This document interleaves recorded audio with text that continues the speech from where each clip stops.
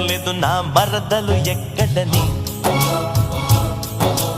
అడగక్కర్లేదు నా మరదలు ఎక్కడని. బొబ్బర్లంక సీరగట్టి జబ్బల్దాకా జాకటేసి కొప్పు నిండా మల్లలు పెట్టి తిప్పుకుంటూ తిరుగుతుంటదే, అదే నా